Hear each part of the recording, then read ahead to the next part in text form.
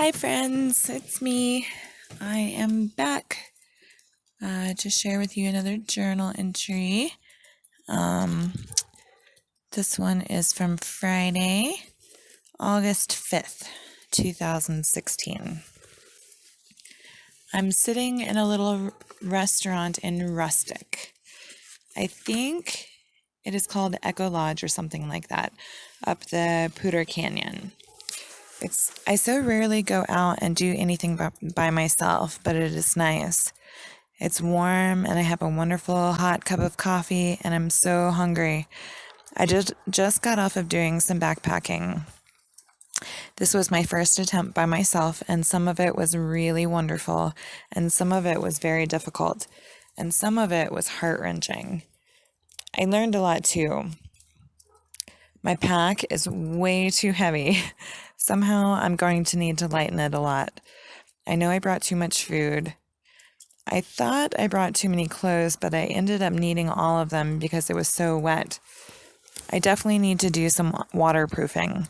My jacket was awful. I would have been in a lot of trouble had I been out there longer. I probably should just get a better jacket. But I also need to either waterproof my pants or get some and waterproof my hiking shoes. I had to wring water out of my socks when I got back from the hike. I loved the hike though. It was wonderful. Even the weather was very enjoyable. Dark and misty, like the forest was holding secrets. And it seemed so lush, like how I imagine hiking in the Pacific Northwest to be. Bear did so well, and I had him off leash most of the time. And the hike was a real confidence booster as well, just getting out there by myself and feeling strong in my body. But there was also a situation that really made me feel good about myself. Bear and I had just passed an older man and a young woman with a dog a little ways back, and then came up on Mama Moose and her baby beside the trail. I immediately backtracked and was standing there for just a second, considering what to do, when the couple came up the trail. I told them about the moose, and there was an awkward moment where everyone was waiting for someone to step up. I asked if they had any bear spray, and they didn't, so I finally said I was going to go up off the trail to skirt around the moose. I did have bear spray, so I felt a little more confident. So I told them that I was going to circle around off the trail. The people ended up following me the whole way, like I knew what I was doing or something. And then I realized I did, and that felt really good to be looked up to.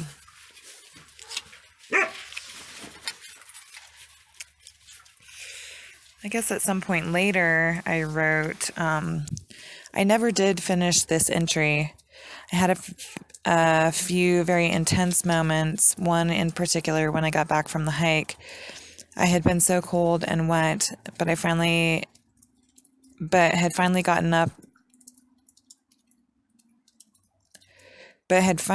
gotten a cooking shelter set up, changed into dry clothes, and then had some hot chocolate and made a hot dinner. I also got high, I feel I should mention, because I don't know if that added to it or not. Anyway, I was chilled and just finishing up dinner when an intense agony struck me so suddenly. I missed Alan so incredibly at that moment. It literally racked my body. I was sitting out there in the rain under the tarp, just sobbing.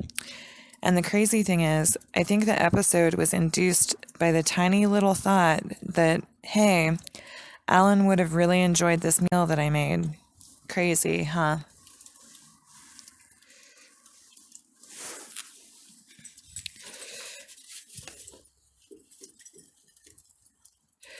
Tuesday, August 9th, 2016.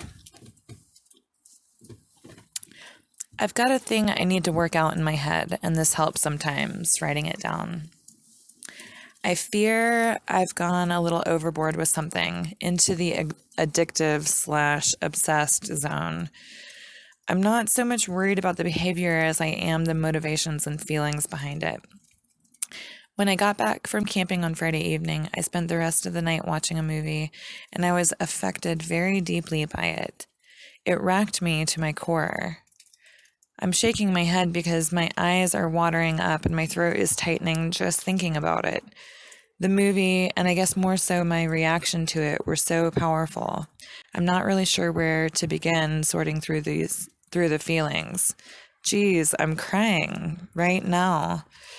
It touched me. It touched something deep, deep within me, and I'm just erupting.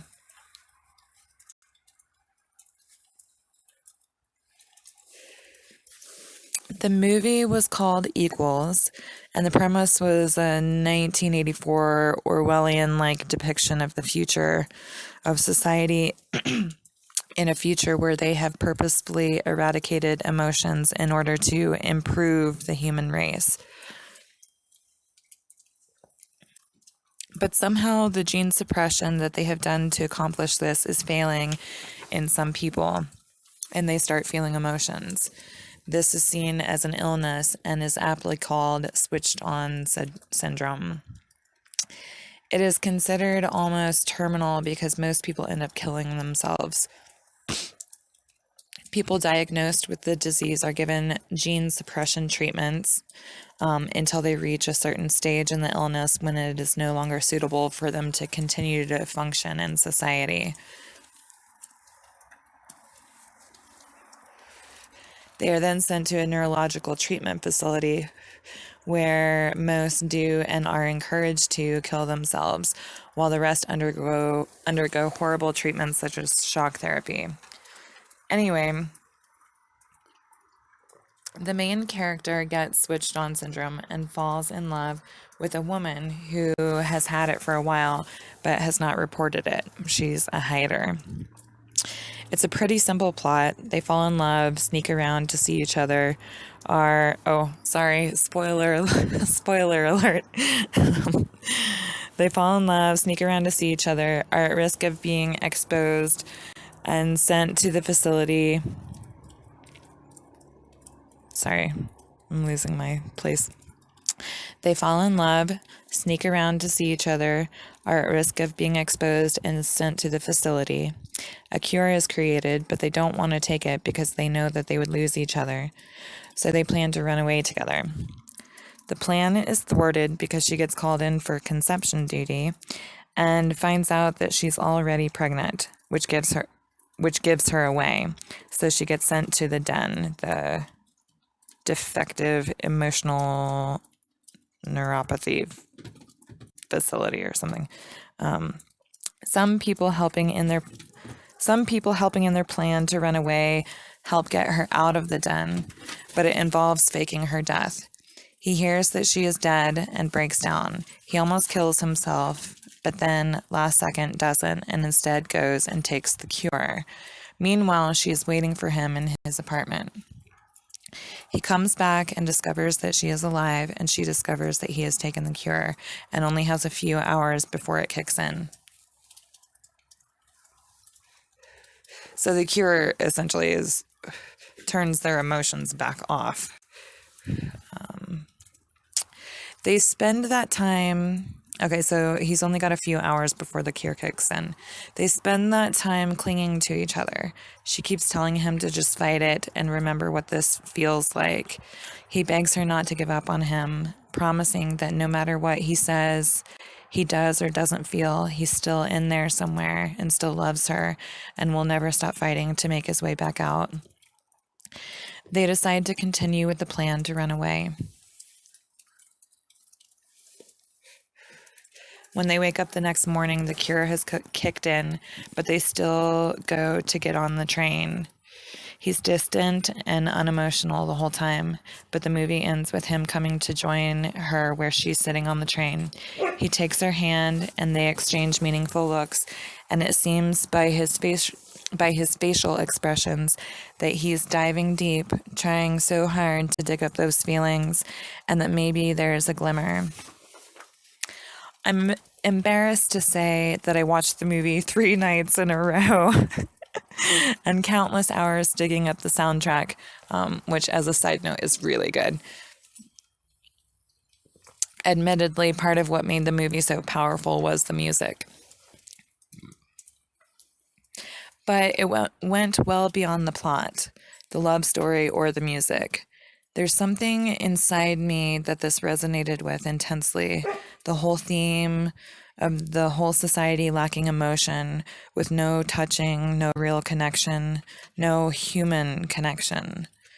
Their first tentative touches, so full of fear at first, but then they seemed to sink into it, to melt into it, as if their bodies knew that it was right and just took over. Their bodies knew what they didn't even know that they had been missing. We need touch.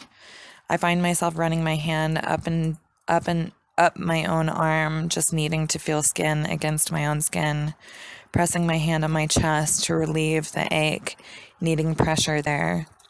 I'm embarrassed to admit to rubbing my own hands together, caressing, of how much I need this, and it doesn't seem to help.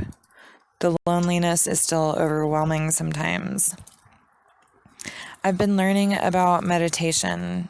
I've been actively practicing mindfulness, catching myself in certain thought patterns. And I read all these articles about loving yourself and providing for your own emotional needs, but I somehow can't make it fit. And that's what struck me so hard. This need for connection is so powerful, so strong, undeniable, unsuppressible. Experiments have shown how strong a need this human connection is, that we will literally die without it.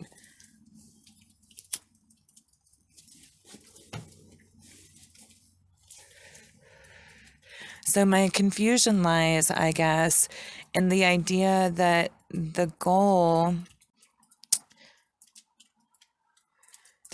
is to get to a place where I don't need other people to feel happy.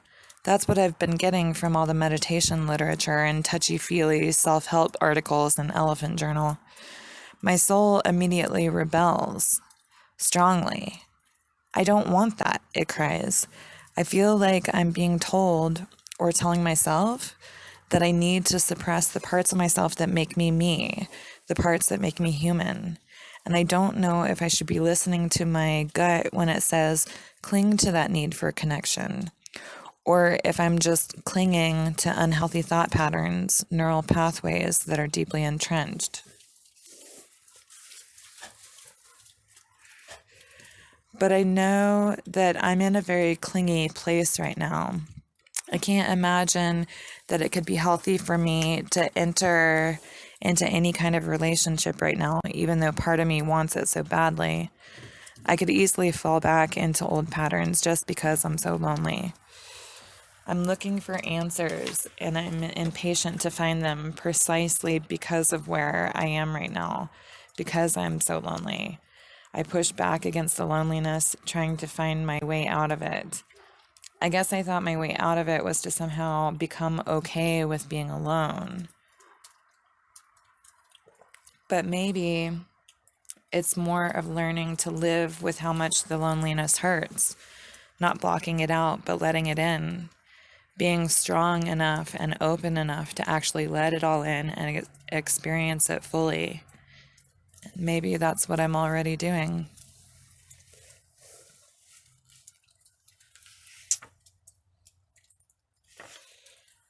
And I didn't write about it, but I ended up going on another trip by myself, a little kind of tour of Colorado and car camping.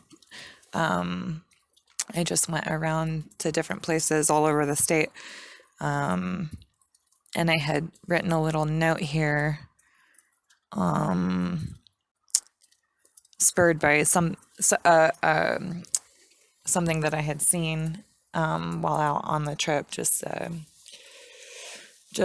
some clouds in the mountains. But I wrote, I think I was maybe intending on it being a part of a poem, but I don't think I ever did anything with it. But it says, clouds huddled around the wastes of the mountains like tutus. That's what it looked like. It was some really cool clouds that were just Yeah. Looked like little tutus around the wastes of the mountains.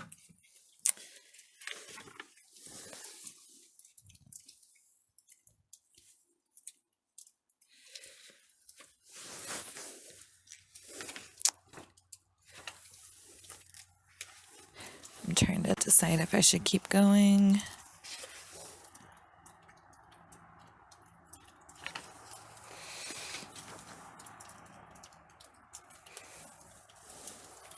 Okay, I'm going to stop this one here and then start a new one. Okay, bye.